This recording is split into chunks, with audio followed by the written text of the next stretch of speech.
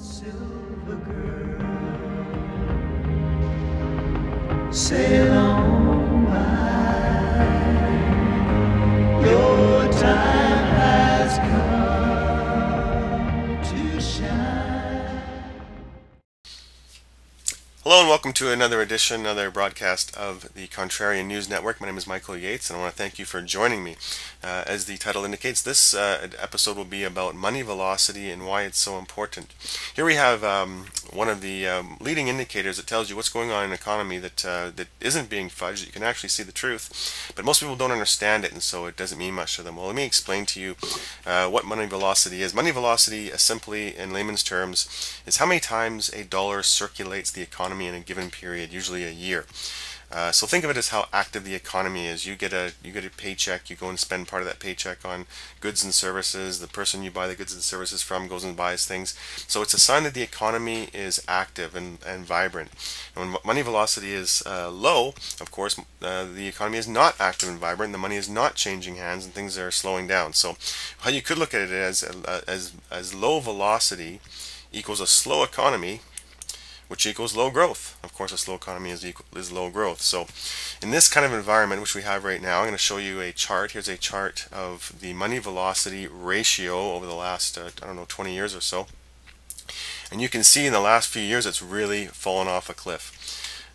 In this environment, lenders have no incentive to lend in such low growth times. And the reason why is because, here's an example. Let's say you're a lender and you want to lend out at 3%.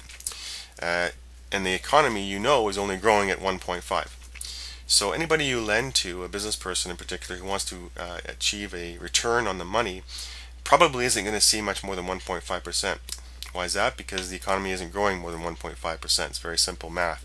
And so as a lender, you're going to see that as a very risky scenario to lend your money out. And so this is why lenders are not lending money to businesses in particular, and also why businesses aren't borrowing money, because they also realize that they have an unlikely chance of being able to pay that money back or make a profit on it with the interest. So instead, what you see is lenders wanting to lend to people to buy cars, because of course those are very high interest loans and leases. They want to lend to students for student loans, again, high interest loans. And of course they're happy to lend you money on your mortgage because that's a compounding interest where you pay probably 5 times what you think you're paying. So those are the three places that they love to lend money, and sure enough the evidence bears that out. We have over 90% of the loans in the last 4 or 5 years attributable to car loans and student loans. And that's about it. So what will happen here is the velocity will continue to fall, because there's no reason for it not to. It will continue to fall. This self-reinforcing trend will continue. And as the cycle repeats, there'll be more and more of a shortage at one end of the economy. Think of that as Main Street. And more surplus of money at the other end of the economy, which we'll call Wall Street. And we've already been seeing that for years now, where we see $20 million apartments in Manhattan going for $5 million more the next year they sell it. Ferraris and Porsches and these kind of cars are selling like they have never sold before. So art is again going up exponentially. So we already see where this money is. It's already been borne that out. And on the other end, $100,000 houses with a very, very low end of the scale, they're not selling. Because people did that end of the scale, they don't have any money. They can't even buy a $100,000 house. So this has already happened. It's already been happening for years, and it will continue to happen until think of velocity as speed of the economy, where the speed literally stalls out. We're going to stall out at 50,000 feet unless something happens to change that, like rates go higher, which is unlikely if you've watched my other videos.